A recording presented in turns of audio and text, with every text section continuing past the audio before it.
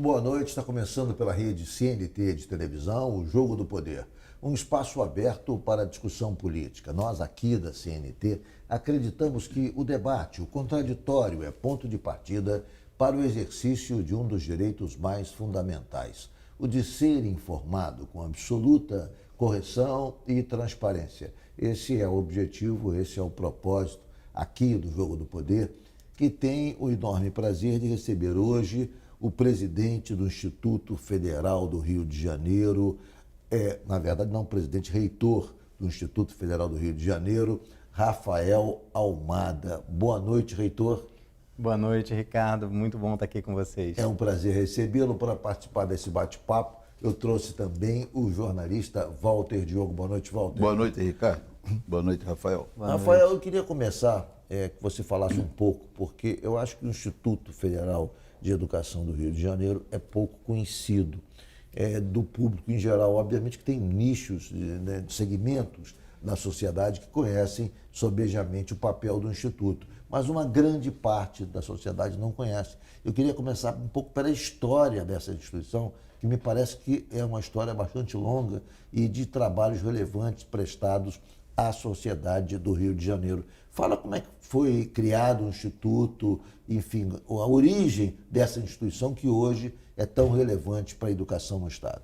Perfeito, Ricardo. Na verdade, assim, eu tenho um orgulho imenso de falar do Instituto, porque eu sou ex-aluno do Instituto. Sim. Né? Na época, eu fiz o curso técnico em Química, que era a antiga Escola Técnica Federal de Química, que muita gente da cidade do Rio de Janeiro conhece ali em São Cristóvão, né? Tinha aquela unidade. Depois, em 94, abriu uma unidade em Nilópolis, que era uma unidade de ensino descentralizada da Escola Técnica. E em 2008, essa estrutura, né, desses dois campos da Escola Técnica de Química transforma no Instituto Federal do Rio de Janeiro. Só que quando transforma o Instituto Federal do Rio de Janeiro, em 2008, ele incorpora também o Colégio Agrícola Nilo Peçanha. De Piraí? Não, Pinheiral. De Pinheiral. De Pinheiral, que era uma escola agrícola centenária. Sim, centenária, ela foi criada por Nilo Peçanha como uma escola de aprendizes artífices, que era lá no início como foi construída as escolas técnicas no Brasil, pensando nessa questão da formação. Então, incorporou o Colégio Agrícola Nilo Peçanha, a Escola Técnica Federal de Química com as suas unidades e se transformou no Instituto Federal do Rio de Janeiro. E daí para cá foi só crescendo. A gente começou a ganhar campus na Baixada Fluminense, Duque de Caxias, Paracambi, Engenheiro Paulo de Fronten, veio Volta Redonda, veio Resende, Niterói. Quantos campos o Instituto hoje mantém? Hoje a gente tem 16. Em Resende, Barra Mansa, Resende, Volta Redonda? Resende, Volta Redonda, Pinheiral, Engenheiro Paulo de Fronten. A gente, praticamente hoje o IFRJ, ele está na Metropolitana, São Gonçalo, Niterói, Rio de Janeiro, com 2 unidades. No Sul Fluminense todo, né? No Sul Fluminense todo e Baixada, na sua grande maioria. E o Norte Fluminense, a região dos Lagos, aquela região é coberta por que instituto? Tem um outro instituto, que é o Instituto Federal Fluminense, que era o antigo Cefet de Campos, que em 2008, junto com a gente, também se transformou em Instituto Federal Fluminense. Então ele pega o Norte e o Noroeste e a gente pega mais essa região metropolitana, né? Hoje a gente está com 16 mil estudantes. E o que é interessante é que a gente manteve a formação técnica que tinha na escola técnica. Essa é uma questão que eu queria perguntar. Ao ser transformado em instituto e não mais mantendo a característica original de escola técnica, não há uma tendência, não há uma vocação em tentar se passar a oferecer cursos de formação superior em detrimento da formação técnica? Durante muito tempo no Brasil, se colocou a falta de técnicos. Na verdade, havia um gap nesse nível intermediário, porque quase todos queriam ou tentavam sair e alçar a formação superior. E havia, enfim, registros e debates sobre a ausência de cursos técnicos com qualidade e em quantidade para atender o mercado brasileiro em dado momento da história do país. Quer dizer, ao não mais exigir a exclusividade em cursos técnicos, não se corre um risco de se perder a finalidade desses institutos? Isso é sempre um risco, né? Porque a formação técnica ela complementa a formação superior, né? Aquela história, só se você fizer uma graduação você vai conseguir inserção no mundo do trabalho, não é verdade 100%. Sim, Hoje a gente vive Mas isso. a legislação obriga você a oferecer 50% de cursos técnicos. Não, exatamente isso que eu ia falar. Então, na verdade, sim, isso poderia acontecer, mas a própria lei do Instituto, que é a Lei 11.892, que foi criada em 2008, ela obriga que 50% das minhas vagas sejam para curso técnico. Então, exatamente para não acontecer isso. É uma obrigação em ter uma quantidade de vagas exclusivas para cursos técnicos. Exatamente. Para que não haja essa... Exatamente. Para que, digamos, o Instituto não se transforme numa universidade e daqui a pouco perde o objetivo de cumprir esse papel de oferecer cursos técnicos, não, cursos com certeza. intermediários. Porque o que acontece? A rede federal, né, que envolve os institutos federais no país inteiro, ela tem a obrigação de 50% das suas vagas ser curso técnico. A ideia não é ser uma universidade.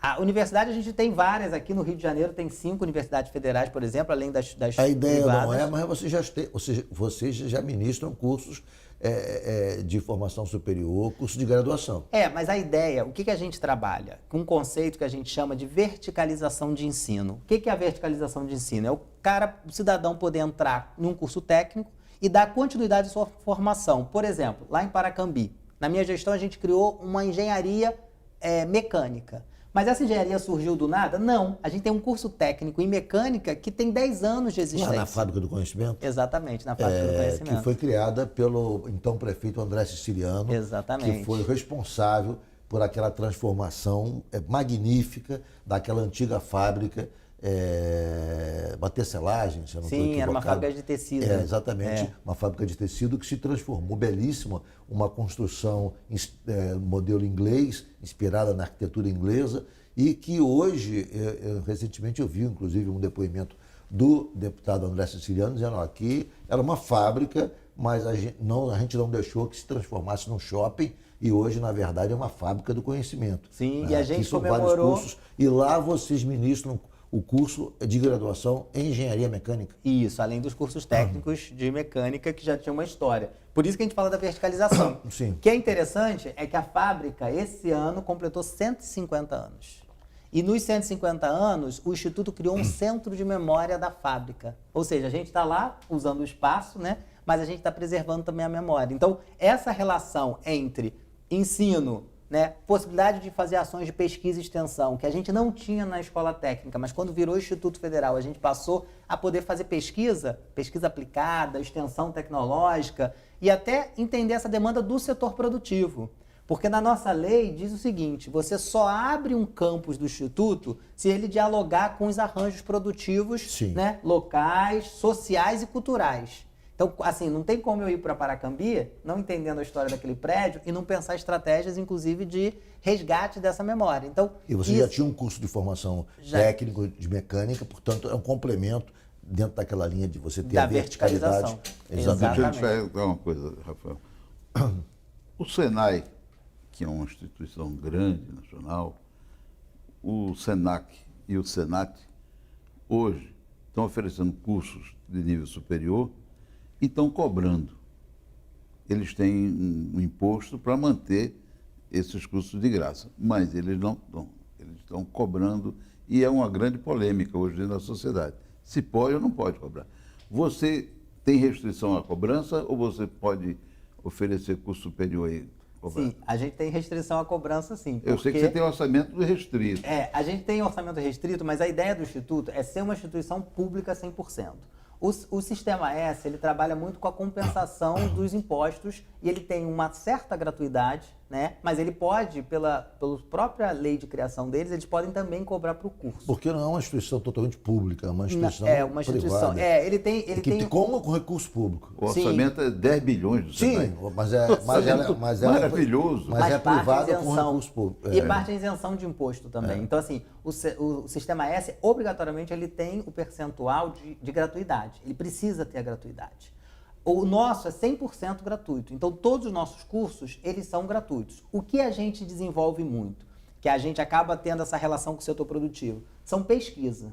Se uma empresa ou uma indústria quer fazer um projeto de pesquisa para melhoria de um processo, para melhoria de um produto, a gente faz. Hoje o Instituto, assim como a UFRJ, faz pesquisa de ponta, a gente tem pesquisas maravilhosas acontecendo Mas você pode dar dentro do recibo? Instituto. Porque o Não, dinheiro vai pro a gente tesouro? capta recurso dentro da nossa fundação para a gente poder usar esse recurso também. Só que eu não capto para a área de ensino, mas eu capto para pesquisa. Hoje a gente tem startup de alunos sendo construída, são empresas júniores que estão sendo construídas, esses alunos estão captando Em que recursos. unidades isso acontece? Hoje a gente tem 2 incubadoras de empresas, em São João de Meriti, o nosso campus São João de Meriti, e a mais antiga, que é o nosso campus Engenheiro Paulo de Fronten.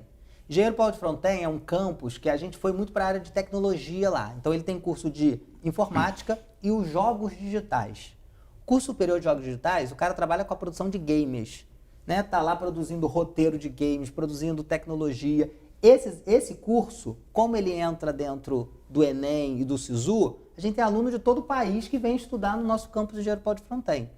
E aí lá a gente criou incubadoras, uma incubadora de empresa que trabalha com empresas de produção de games. Nossos alunos estão ganhando editais de startups de 1 milhão, de 2 milhões e estão produzindo empresas. Então, assim, essa relação nossa não está na cobrança do ensino, porque a gente não há necessidade disso, E nem apesar do pode orçamento cobrar, ser um né? problema. E nem pode E nem cobrar. pode cobrar. Mas na pesquisa, a gente hoje ajuda o setor produtivo gerando também soluções para problemas da sociedade. Então, qualquer cidadão que tenha uma demanda, que tenha uma empresa que queira gerar soluções, o Instituto hoje também tem essa Rafael, relação com o setor produtivo. Dos alunos que você tem, quantos estão em cursos de graduação e quantos estão em cursos técnicos efetivamente?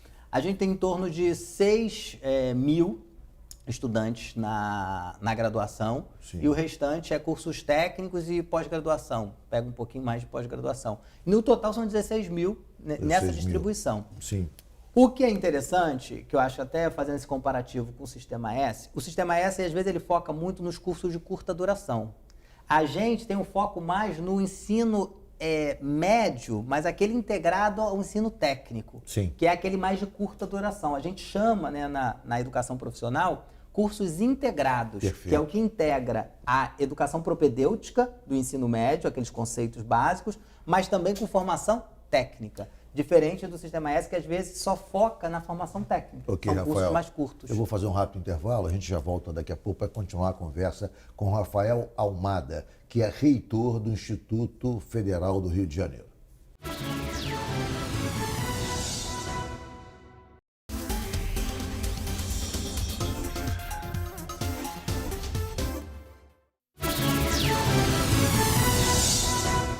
Voltamos com o Jogo do Poder, recebendo aqui, nesse bate-papo, o reitor da universidade, ou melhor, do Instituto Federal do Rio de Janeiro, quase uma universidade, às vezes se confunde um pouco, que ministra cursos também superiores e é reitor, daí há uma tendência natural, reitor, universidade, tenta-se fazer logo essa associação, com participação do jornalista Walter Diogo. Rafael Almada, eu queria falar um pouco sobre o orçamento do Instituto, porque eu recentemente entrevistei aqui a reitora da Universidade Federal do Rio de Janeiro e ela falou muito da questão orçamentária, que atualmente tem sido um problema sério. Os orçamentos são contingenciados, são cortados, são reduzidos e as instituições de ensino se encontram numa situação pré-colapso, dada a escassez de recursos para a manutenção do básico.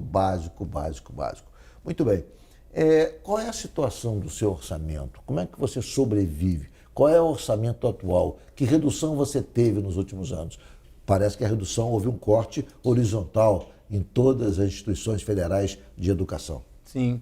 Essa parte que deixa a gente triste, né, do orçamento. Porque o nosso orçamento vem caindo de 2014 muito para cá, né? E cada ano vem reduzindo. A gente teve... 2014 era quanto, por exemplo? Então, nosso orçamento... Em 2014 a gente tinha um orçamento de 80 milhões no todo, pensando... A gente trabalha com duas vertentes, né? Eu estou tirando pessoal. Pessoal Sim. A gente não entra porque vem direto do Ministério de Educação. Brasília, isso. O que a gente coloca? Custeio e capital. O meu custeio e capital junto somava 80 milhões em 2014, por exemplo. 80 milhões em 2014. Hoje são 42 milhões os dois somados. Caramba, é uma queda brutal. Sendo que de 50%, capital é 2 milhões por ano. Na minha gestão, nesses últimos 4 anos, foram 2 milhões de capital, ou seja, para fazer obra, para fazer investimento. Eram 40 milhões? Eram 40. De 80? Eram 40 milhões. Eram 40 milhões. E de custeio, o restante é basicamente custeio. Só que custeio tem os contratos continuados, né? Vigilância, limpeza, água, luz, Mas toda o custeio manteve os 40 milhões. Não, então, custeio manteve, só que a gente aumentou em unidade. Entendi. Eu, em 2014, Então significa que apertou muito mais a administração Exatamente. desse recurso. E aí, o que a gente tem que fazer? Assim, primeira coisa... Como é que você consegue, quer dizer, expandir com um orçamento de capital de 42 milhões, passar para 2 milhões? Quer dizer, isso 1% daria 4 milhões, é 0,5%. Sim. Quer dizer, 1% de 40 milhões, você tem, não, 10% seria 4 milhões. Isso seria 5% do seu orçamento original. Não, esse é surreal, porque a gente aumentou o número de alunos. Se você comparar em 2014 para cá, a gente aumentou em 30% o número de alunos. A gente tem perspectiva até de aumentar mais. O orçamento ele veio caindo sem critérios. Sem critérios, né?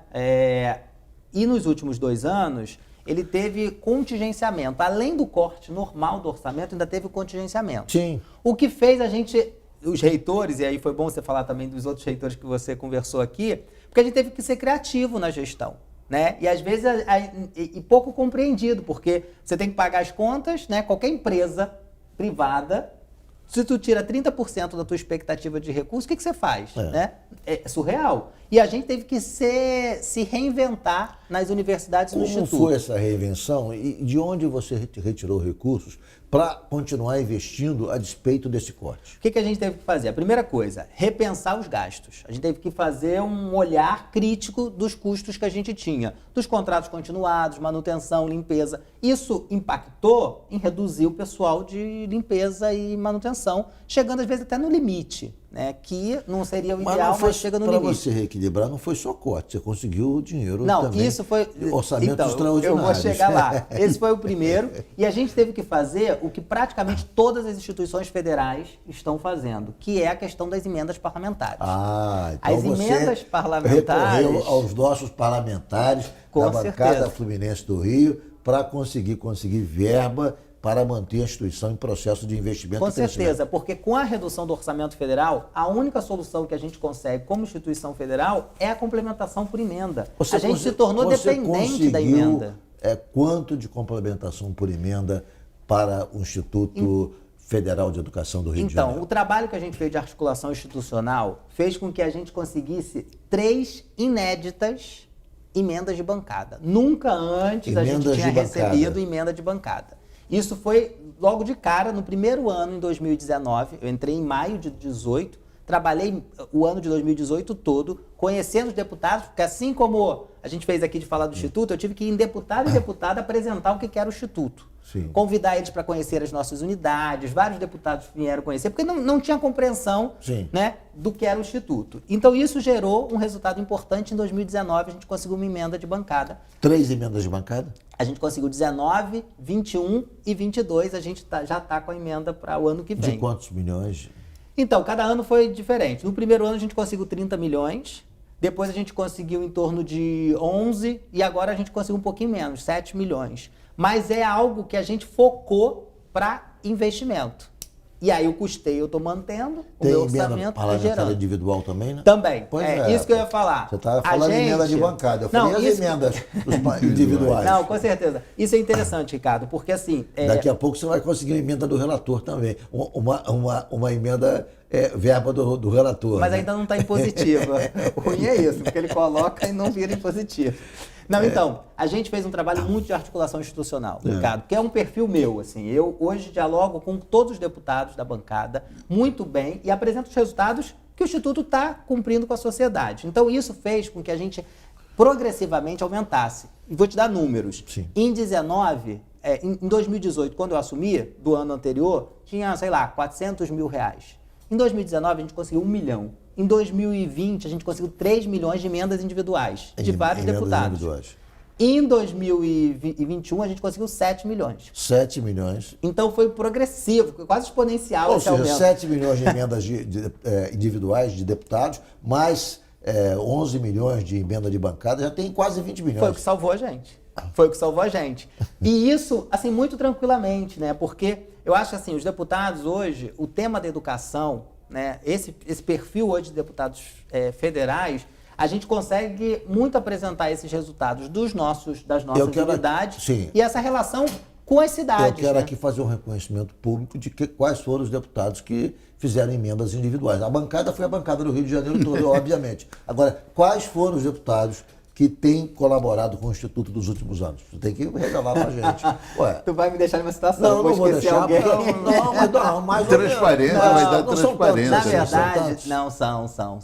Tantos? A gente teve todos os partidos políticos praticamente. Né? São muitos deputados? Sim, Se fosse são. 3, 4 deputados? Não, porque cada um coloca um pouquinho. Esses 7 milhões foi um pouquinho aqui, 300 então aqui, foi 400 ali. Sim, e tem o histórico, assim, nos 3 anos, não necessariamente foram todos os deputados que deram em todos os anos. Sim. Mas, assim, a gente teve uma participação massiva desse diálogo com esses deputados. Eu acho que isso que gerou um resultado importante e a gente conseguiu ampliar essa articulação. Outra relação muito boa que a gente tem hoje é também com o governo do Estado, né? Assim, o diálogo que a gente tem com o secretário de Estado, de Ciência e Tecnologia, de Educação. Isso também fez a gente ganhar essa projeção no Estado. E isso era Mas o Estado, de alguma maneira, o governador Cláudio Castro, de alguma forma, interage, colabora com o Instituto? Quer dizer, há algum tipo de interseção do trabalho de vocês com o governo do Estado? Sim. O que acontece? Não diretamente na questão do orçamento e ações dentro do Instituto, mas no entorno. Por quê? Porque quando a gente criou o Instituto e descentralizou, saiu das capitais e botou um monte de campos no interior, se eu ali, num diálogo, né, com o Estado e com o município, eu não consigo sobreviver. Né? Eu tenho parceria com prefeituras que são aquelas que ajudam a gente quando a gente tem algum problema na capina, que vê a iluminação do entorno, que muda uma linha de ônibus para os nossos estudantes conseguirem pegar. Então essa relação, o Instituto ele passa a ter uma articulação não só federal, mas com os prefeitos locais, e aí eu tenho prefeitos que ajudam muito a gente, né? E o próprio governo do Estado. Por exemplo, agora a gente está num campus em São João de Meriti, a gente está construindo uma entrada da Dutra para chegar no campus mais facilmente. Quem vai fazer? O governo do Estado. Então a gente está convencendo o governo do Estado da importância dessa obra. Então assim, essa relação de articulação ela é essencial para a melhoria, seja das vias, seja do entorno, né? Aquela infraestrutura do entorno que é extremamente necessária. Agora, deixa eu te fazer uma questão. Eu vi que você é muito habilidoso. Né? Habilidoso, ele negocia com o Congresso, negocia com o governador e tal. E realmente. Agora, o governo federal, como é que é essa sua relação com o ministro? Porque o ministro, pelo que os reitores falam, o ministro é cruel. Ele é cruel, ele corta, contingencia, quer dizer, faz todo tipo de coisa como se a educação não fosse a pasta dele. Como é que é a sua relação hoje? Você consegue aumentar o orçamento? Consegue ter algum tipo de ajuda? Então, a gente já teve momentos piores no MEC, né? Piores do que isso? Teve um ministro recente que era muito difícil de dialogar com ele. O antes do atual. Era muito difícil dialogar com ele. Mas o atual, o Milton, ele dialoga bem com a rede federal, né? Tem suas limitações, eu acho que ele tem um desafio imenso, que é mostrar até para a economia, para o Ministério da Economia, a importância dos investimentos, porque às vezes os cortes ele vem num bolo total e sem um critério lógico, né? Então o ministro ele fez movimentos importantes em relação até no Congresso para aumentar o orçamento, só que ele ainda não tem a força de convencimento dentro dessa estrutura do governo federal da importância desse investimento em educação. Nosso orçamento para o ano que vem, ele estava um pouquinho maior. Qual é? O total? Então, olha só, se a gente pensar a rede federal toda, são 2,6 bilhões. Não, quero saber do Instituto. Não, então, eu não vou ter esse número exato, mas eu sei o seguinte, porque o que a gente faz? Tem o Conselho dos Reitores, né, o CONIF. Ele apresenta o cálculo do orçamento para o MEC. O MEC pega e apresenta dentro da LOA, do PILOA, né, do plano, do projeto de lei orçamentário anual. Sim. Ali já tem um corte. O total estava 4 bilhões, eles cortaram para 2,6, mas teve um aumento de 22% desses 2,6. Hoje, a gente já soube que o relator estava cortando 5,6%. E a gente fez um movimento via CONIF com os deputados para tentar que o relator do orçamento não corte. Deputado Hugo Leal, que é do Rio de Janeiro, inclusive. Exatamente. A gente fez um movimento com ele. E você pode... O Ricardo sabe bem, viu? O relator do orçamento de 2022 é deputado Hugo Leal. E Não, é do a gente Rio tá de Janeiro. mostrando isso Portanto, pro- você tem toda a condição, por ser do Rio, e ter uma interlocução com o Hugo e resolver isso. O Hugo foi um dos grandes responsáveis para a gente conseguir a emenda de 2019, porque na época ele era coordenador da bancada em 2018. Sim, foi E coordenador foi da bancada do essencial. Rio. Então a gente fez esse movimento para o Hugo para mostrar para ele para não colocar esse corte na educação. Então assim, o ministro ele faz um movimento importante, mas eu acho que ele ainda não consegue um convencimento de todo o governo federal da importância desses investimentos. Primeiro, que tem um discurso que tem que acabar com esse discurso ideológico de universidades e institutos. Eu vou ter que fazer um intervalo, mas eu quero falar sobre isso, essa guerra cultural que o atual governo desencadeou e que a educação, de alguma maneira, se coloca numa posição mais frágil, já que me parece que há uma guerra cultural de setores do governo que atribuem ao setor educacional um vínculo com setores políticos da esquerda e a partir disso passam a boicotar e a combater a educação e a cultura, de modo né? geral, a educação e a cultura. Vamos ao rápido intervalo, o Jogo do Poder volta já já.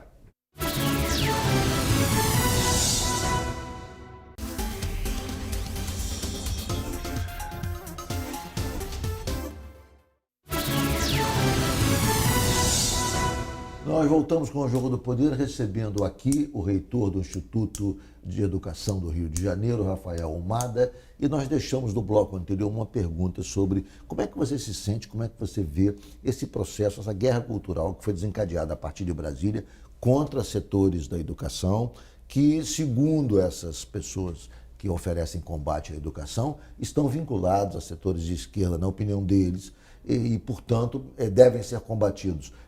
São defensores da escola sem partido, são defensores de um tipo de postura da educação absolutamente apartada de qualquer informação mais ampla sobre a conjuntura nacional. E isso, de certa maneira, fragilizou.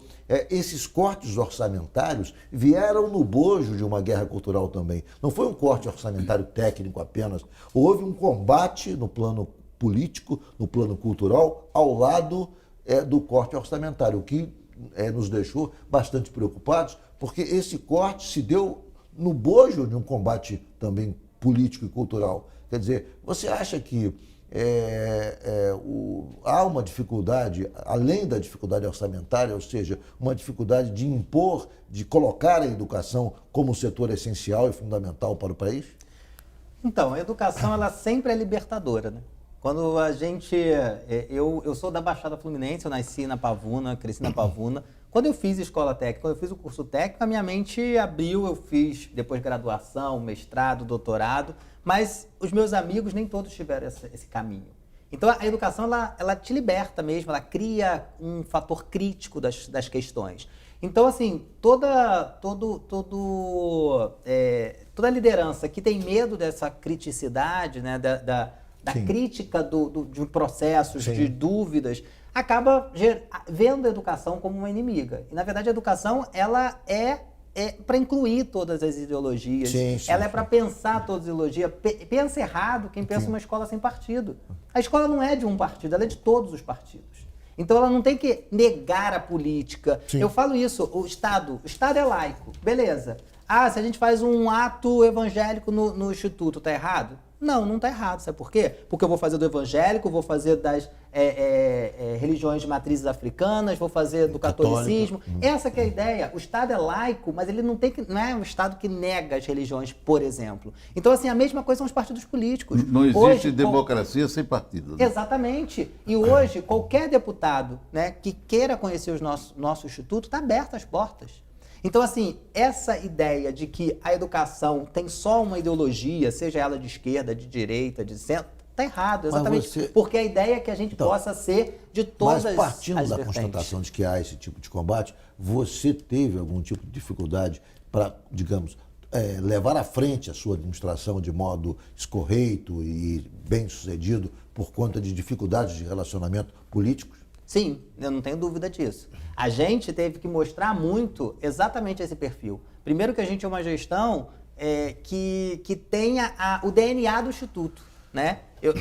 Eu digo isso muito, eu sou fruto desse Instituto. Então, assim, a gente teve que mostrar que a gente tinha uma análise técnica, a gente dialogava com todo mundo. Hoje não tem um deputado que não reconheça o trabalho que a gente desenvolve. Seja ele de direita, de esquerda, de centro, mas está junto com a gente. Tanto é, as próprias emendas, ela reflete essa diversidade. Eu tenho de partido mais de esquerda, mais de direita, partido do governo. Então, tem todos os partidos desenvolvendo. Então, assim, acho que a educação, hoje um pouco menos. Acho que o governo federal entendeu um pouco essa lógica, mas de início ele entrou muito numa vertente de querer negar ou ver a educação como inimigo. Isso é coisa mais do ministro anterior, do Weintraub, do que do atual, né? Sim, todo aquele ministro da educação que for mais ideológico, ele não vai dar certo na educação, porque a educação, de certa forma, ela é muito técnica. As políticas de educação, elas não começaram hoje. Elas têm um lastro aí. O próprio ProUni, o Enem, não foi construído de um dia para a noite. Ele tem um lastro. Então, quem entrar lá tem que entender de educação. Se for para entrar para fazer só política, vai dar ruim. Agora, deixa eu lhe fazer uma pergunta. Eu já vi que você é bem habilidoso. Habilidoso. Nessa área da política, aí você transita muito bem, né? E essa sua preocupação em não ter o partido dominante, mas todos os partidos participando. Agora, eu queria saber o seguinte: como é que o setor privado colabora com essa sua instituição? Porque existe uma ideia de fazer um fundo de apoio ao ensino técnico, que é um ensino que não tem fundo. Não tem, depende só do tesouro mesmo e está acabado. E o setor privado quer... Mas parece que há parcerias dele para investimentos e pesquisas com o setor privado. Como é que é? Qual é o volume de recursos que o setor privado aporta hoje na sua empresa? Se tem um fundo lá para receber esse dinheiro, como é que você recebe? Porque o Tesouro não pode dar recibo. Então, na verdade, assim, o Instituto ele é muito novo nessa institucionalidade. Por exemplo, a UFRJ, a Universidade Federal do Rio de Janeiro, ela capta hoje muito mais recursos para pesquisa. O Ricardo, ele diz que ele nasceu na Baixada, mas ele é muito mineiro. Mineiro já começa já... Então, o que acontece? Na verdade, a universidade já tem uma história muito mais longa. Então, ela capta muito mais recursos. Projetos lá na COP. Eu fiz mestrado e doutorado em Engenharia Química na COP. A COP da UFRJ, ela capta recursos de várias empresas. A gente está começando, mas a gente quer. Inclusive, estar aqui hoje é importante para as pessoas conhecerem o Instituto. Empresário que queira conhecer o Instituto, porque os nossos alunos são formados para ajudar o desenvolvimento do Estado. Então, assim, hoje o meu curso técnico em Química, esse aluno está onde? Está nas indústrias químicas. A Petrobras dá algum apoio lá? A Petrobras já deu mais apoio. Precisa voltar a investir mais nas universidades. A Petrobras precisa investir mais em universidades e institutos federais. No passado, investia muito. A gente teve um programa que era incrível, o PFRH.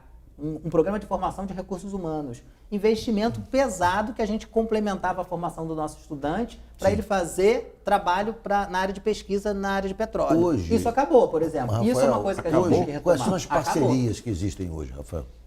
Não, então, a gente tem parceria para a questão dos estágios, né? Os nossos estudantes de curso técnico, eles obrigatoriamente têm que fazer estágio. Então, a gente tem os convênios que a gente faz com estágio. Sim. A gente tem um convênio das pesquisas, né? A gente tem uma agência de inovação criada na nossa gestão. Quais são as pesquisas mais relevantes e dessas pesquisas, que empresas participam desse projeto? Então, hoje a gente é referência na área de alimentos. A gente tem um curso tradicional, que é o técnico em alimentos, e depois também virou superior na área de alimentos. Que a gente, por exemplo, saiu a lista dos pesquisadores agora, os 21 pesquisadores do Brasil que saiu na lista, 2 são do Instituto Federal do Rio de Janeiro. Trabalham pesquisa na área de alimentos. Tem o pessoal de Paracambi, que trabalha com a questão de restauro de obras de arte. São físicos e químicos que têm um equipamento que faz o DNA de uma obra de arte. Ele vê a composição da obra de arte, cromo, carbono, zinco, tudo que está naquilo, e faz um DNA da obra de arte. Isso recebeu um investimento do Fundo de Direito Difuso do Ministério da Justiça de mais de R$1 milhão para investimento nessa pesquisa. Então, esses professores são referências. Então, e a gente agora está trabalhando com os museus privados. Aquele museu privado que quer fazer o DNA da obra. Porque tem 2 objetivos, esse DNA da obra. Um é se a obra for roubada. Eu consigo identificar se é original ou não através do DNA químico. Sim. A outra é restauro. Então, eu consigo ver as camadas de tinta e pensar a estratégia de restauro. Isso, a gente hoje está vendendo esse projeto para museus privados que queiram comprar tecnologia, esses pesquisadores vão lá, fazem a análise Sim. e envolve o estudante. Então, na área de alimentos, na área de química, tradicionalmente, também é muito grande. E agora, que a gente recentemente criou o curso de jogos digitais, que a gente está trabalhando com incubadoras de empresas na área de tecnologia, de produção de games, de sites tecnológicos. O Rio de Janeiro tem 30% de sua economia voltada ao petróleo. Na verdade, o petróleo tem um impacto de 33% no PIB fluminense, ou diretamente pela Petrobras, ou indiretamente pelas empresas que fornecem a Petrobras, e, enfim, o petróleo responde por 32% do PIB do Estado. Que tipo de interação existe no Instituto com o setor petróleo? Quer dizer, é óbvio que tem o Norte Fluminense é atendido por um outro instituto, mas nós temos aqui, né, na Ilha do Governador, um centro tecnológico da Petrobras de última geração, ou seja, há vários estudos e vários locais de tecnologia de ponta desenvolvendo trabalhos na área de petróleo, dada a importância que o petróleo tem para a economia do Rio. Onde entra o Instituto Federal de Educação nesse setor e nesse esforço coletivo para dotar o Rio de Janeiro de tecnologia e técnicos capazes para atender ao mercado? Então, a principal participação é a formação de recursos humanos, né? Seja técnico, seja superior. Isso a gente sempre formou e esses nossos alunos são incorporados pelas indústrias na área de petróleo, na área de produção de plástico, Você não acha de polímero. que poderia ter, digamos, uma proximidade entre o Instituto e a Petrobras para produção, digamos, para formação de técnicos para atender esse segmento de maneira mais efetiva? Concordo plenamente. Já que nós temos aqui essa importância fundamental para o Rio, do setor de petróleo, já que a Petrobras exerce uma centralidade também, é a maior estatal do Brasil localizada no Rio, você não acha que falta, digamos, uma coordenação entre vocês para que o Instituto possa ser um braço efetivo de fornecimento de mão de obra para o setor? Então, eu diria até mais. Eu acho que falta uma política pública para a área de petróleo, aqui no estado do Rio de Janeiro. Sim. Sabe por quê? Porque a gente tinha uma perspectiva, a gente sempre formou técnicos e graduados para a indústria de petróleo. A gente tinha um boom aí da criação do Comperj. O nosso campus, por exemplo, São Gonçalo, tinha um foco imenso da gente fazer uma realização lá, inclusive com a possibilidade de criar um Itaboraí. Sim, né? Comperj que agora vai virar um... Só que isso enfraqueceu, né, acabou, Ricardo? mas agora se transformou num centro de tecnologia de gás. Na verdade, vai haver uma usina de produção de gás natural de petróleo e também digamos, com outras indústrias subsidiárias que seriam indústrias correlacionadas ao setor de gás. Não, então, Na verdade, mas aí acho que esse que é o cenário interessante. A gente sempre fez... O Diogo lembrou bem a questão da Petrobras. A gente teve várias parcerias e programas com a Petrobras. Só que de um tempo para cá, a Petrobras não entende muito esse outro lado da pesquisa e desenvolvimento que também Sim. cabe a De ela. um tempo para cá, você fala do governo atual? Sim, com certeza. E o que acontece? A gente acabou perdendo esse enfraquecimento do Estado. Só para ter uma ideia, Ricardo, eu também sou presidente do Conselho Regional de Química. eu estou dizendo isso O porque Estado do Rio de Janeiro perde a indústria principal química assustadoramente. A principal instituição de formação de técnicos pública do Rio de Janeiro é o Instituto de Educação. E a principal, digamos, o principal setor da economia do Rio é o setor de petróleo. Não havia diálogo entre esses dois institutos, essas duas situações, entre o Instituto e a Petrobras, é uma coisa absolutamente inadmissível. Mas de parte do Instituto a gente está sempre aberto a esse diálogo. É o que eu estou colocando também, assim, a indústria química no Estado, e eu tenho conversado isso com... E até porque a origem do Instituto é a indústria química. Claro. Então tem mais a ver ainda. Com certeza. Tem mais a ver Não, ainda. e o que é interessante, assim, eu tenho dialogado muito isso lá no Fórum de Desenvolvimento da Assembleia Legislativa do Rio de Janeiro. Eu tenho conversado com o presidente André Ceciliano, Sim. porque a gente percebe esses números lá no Conselho de Química. A gente está perdendo a indústria química.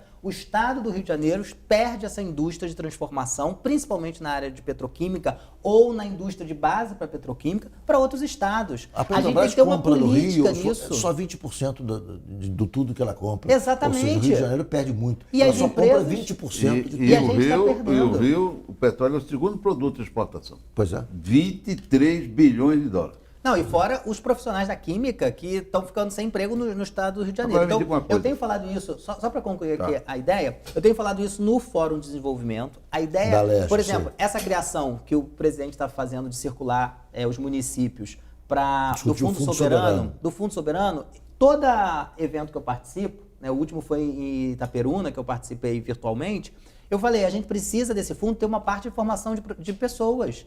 Por quê? Inclusive a próxima, agora vai ser na região dos Lagos. Cabo Frio, amanhã. Cabo Frio, hoje e amanhã, né? Nessa semana passada. Foi semana passada, isso. Semana passada, desculpa. Porque o programa não está sendo gravado, de modo que é semana passada. Agora me diga uma coisa. E a CSN? Qual é a CSN, CSA, Votorantim, a indústria automobilística lá da terra onde o Ricardo... De Resende? Reina, lá o Ricardo tem as fazendas dele. Lá, imagina, se fosse verdade. No sul fluminense, né? Aquele rico sul fluminense. Verdade. Qual é a aproximação com a sua instituição? Não entendi. A CSN, qual é a aproximação? Não, então... A CSA... Na verdade, é exatamente isso que ele quer saber. E a indústria automobilística. E outros polos de tecnologia, como o polo da indústria automobilística do sul do estado, a metalúrgica em Volta Redonda, quer dizer, qual é a proximidade, que tipo de simbiose tem na formação de profissionais para esses setores? Já que você disse que há uma exigência de que haja diálogo com o arranjo produtivo, qual é o diálogo que há com a indústria automobilística, qual é o diálogo que há com a indústria metalúrgica, a CSA, a CSN? Não, então, a ideia é que a gente tenha esse diálogo sempre, a legislação coloca. Por exemplo, o Campus Volta Redonda só surgiu por causa que a CSN tinha demanda de formação na área de automação industrial. Nosso lá é o curso técnico de automação industrial, né, que está diretamente sendo incorporado pela CSN. Então, assim, a gente forma esse profissional e os nossos alunos têm dificuldade, não têm dificuldade de achar estágio, porque... Primeiro que nessa demanda que a gente tem, a pandemia impactou em algumas coisas, mas esses alunos são incorporados pelo mercado muito facilmente. Então, em Volta Redonda, a maioria atua na CSN. Então, essa relação de formação, ela é direta. Em Resende também, indústria automobilística, não? Em Resende, a gente trabalha com a parte de segurança do trabalho, que essas empresas automobilísticas também incorporam muito essa questão da segurança do trabalho.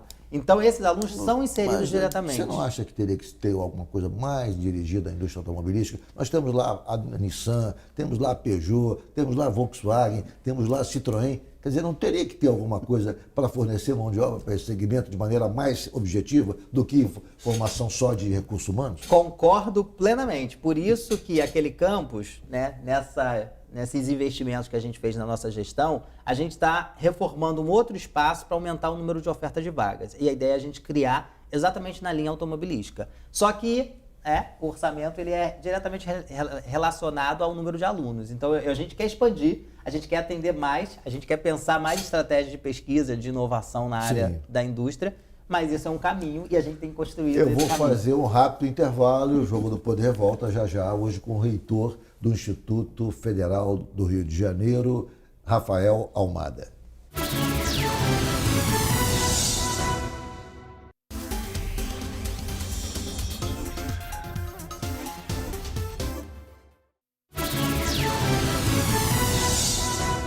Voltamos com o Jogo do Poder, recebendo hoje o reitor do Instituto Federal de Educação, Rafael Almada, com participação do jornalista Walter Diogo. Rafael, nós estamos aí no final da pandemia, espero, mas tivemos um momento crítico. E como o Instituto de Educação se comportou, o Instituto Federal do Rio de Janeiro se comportou diante da pandemia? Até porque a origem dele é na área química, quer dizer, que tipo de colaboração vocês deram de modo efetivo nesse momento de dificuldade da sociedade de modo geral? A pandemia teve dois momentos, né? O primeiro que a gente teve que se reinventar, essa questão do modelo remoto, pensar cursos tecnológicos remoto, foi um grande exercício, né? E a própria capacitação dos professores. Então isso foi um trabalho muito interno, burocrático, que a gente conseguiu acertar. A gente tem um problema, assim, nossos alunos, eles são muito alunos em vulnerabilidade social. Então a gente teve que criar, por exemplo, auxílio conectividade, que a gente criou um auxílio conectividade para esse estudante conseguir acessar as aulas. Isso foi importante. E o outro foi o papel social que o Instituto fez. A gente produziu mais de 20 mil litros de álcool. A gente recebeu de algumas indústrias, né? Petrobras, inclusive, deu também, a BR distribuidora, o álcool concentrado, e a gente diluiu em uma campanha que a gente chamava relacionada à química, né? A química solidária, para tentar fazer a distribuição para as comunidades. Porque vocês lembram no início que o álcool sumiu das prateleiras? Verdade, não conseguia. Você não conseguia ir Desapareceu. na farmácia, não tem álcool. Não tem álcool. Então a gente começou a pegar o álcool concentrado, fez a diluição para os 70%, que é o que faz a asepsia, distribuímos gratuitamente para hospitais, para comunidades, para os nossos estudantes, né? E produzimos também o Face Shield, né? Aquela aquele máscara, protetor aquele facial. protetor facial. Imprimimos nas nossas impressoras 3D, que a gente tem nos laboratórios da área de inovação. Imprimimos esses equipamentos, esses protetores e distribuímos também para hospitais. Produzimos máscaras de tecido também com os nossos alunos. Sim. Então a gente foi fazendo um papel social e isso fez com que a gente amenizasse um pouquinho, né, os problemas naquele momento inicial da pandemia. Então, os próprios alunos desenvolveram o álcool em gel também. Então, nesse setor de inovação, além da questão da pandemia, o que você pode me dizer um pouco mais? Porque inovação é fundamental, né? A gente sabe que a inovação, na verdade, define, enfim, o que nós teremos no mundo daqui a alguns anos. E que tipo de colaboração efetiva, que tipo de revelação, de pesquisa, de achado tecnológico vocês produziram no setor de inovação ou estão buscando no setor de inovação? Na verdade, assim, acho que a educação tecnológica, ela se reinventou muito nesse período. Eu acho que a pandemia, inclusive, fez o curso técnico se entender também o que ele quer ser, né? A indústria 4.0, que é algo real. Esse próprio diálogo que a gente falou aqui, de ter mais aproximação na área de pesquisa e desenvolvimento nas indústrias, sejam elas públicas, mistas ou privadas, né? Isso tem gerado inovações importantes.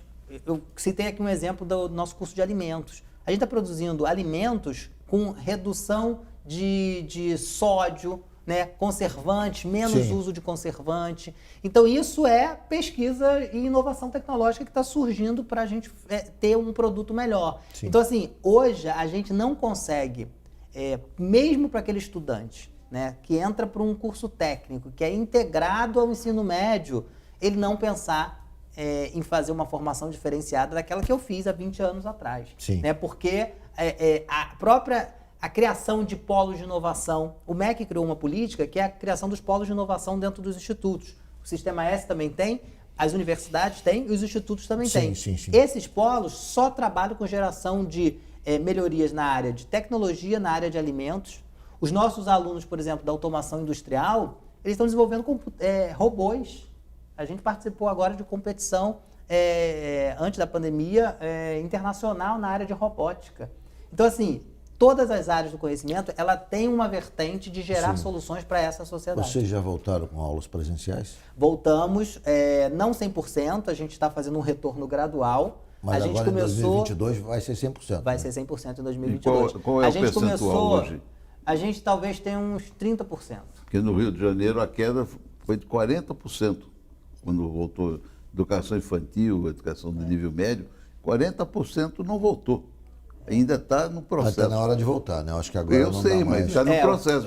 Então, a gente fez um processo gradual. Eu estou dizendo isso aqui porque eu até tive um diálogo com o reitor da Universidade do Estado do Rio de Janeiro, com a UERJ, e falei para ele, olha, não dá mais para não voltar. Há 6 meses eu achava que vocês tinham razão e defendia que a aula fosse realmente remota. Mas agora não dá mais, não. Tá. Ele meio que divergiu, mas eu falei, olha, então nós temos uma divergência aqui, eu quero registrar porque não dá mais. Porque você está sacrificando exatamente, como você é reitor de uma instituição pública, você está sacrificando a camada menos favorecida da população, que tem dificuldade de acesso remoto, tem dificuldade de acesso pela internet, ou seja, o filho da pessoa mais abastada já voltou à aula presencial, teve aula remota. Esse que estuda na sua universidade não teve talvez uma aula remota razoável, com eficiência, e também não tem a volta da aula presencial. Eu sei que há uma força, um lobby muito grande dos professores, mas nesse ponto, eu não disse a ele, é preciso que volte, porque a sociedade quer que volte. Sim, a gente fez um planejamento gradual, até porque se botasse todo mundo junto, a gente tem sala de aula que não tem janela, né? Foi um mecanismo que a gente usou que era o ar-condicionado, aquela coisa toda. Então a gente está fazendo um gradual. A gente começou dos últimos períodos para frente. Então os campos já voltaram, já estão tendo aulas práticas. Principalmente a gente focou nas aulas práticas, né, de laboratório de química, física, de automação. todos já estão voltando. Começou, porque o nosso semestre está atrasado, né? A gente começou o segundo de 2021 em início de novembro. Então, esse semestre já está com Rafael, aulas presenciais. Nós encerramos o nosso tempo, infelizmente. Você tem 30 segundos para as suas considerações finais. Bom, eu queria, na verdade, agradecer o convite para estar aqui, para participar. Sempre é muito bom discutir, falar do Instituto. Eu acho que a sociedade precisa conhecer mais o Instituto. Conhecer mais a gente, nosso site frj.edu.br, para ver os cursos que a gente tem, as possibilidades das empresas virem e investirem em pesquisa, em desenvolvimento e pensar em formação de pessoas para o Estado. Obrigado. Muito obrigado estar pela aqui entrevista, foi um prazer enorme recebê-lo. Muito obrigado, Walter Diogo, por ter comparecido. Foi uma honra. E obrigado a você que nos acompanhou de casa. O Jogo do Poder, como sempre, volta no próximo domingo, a partir das 22h30. Muito obrigado pela sua audiência. Tenham todos um bom final de domingo, uma boa semana e até lá.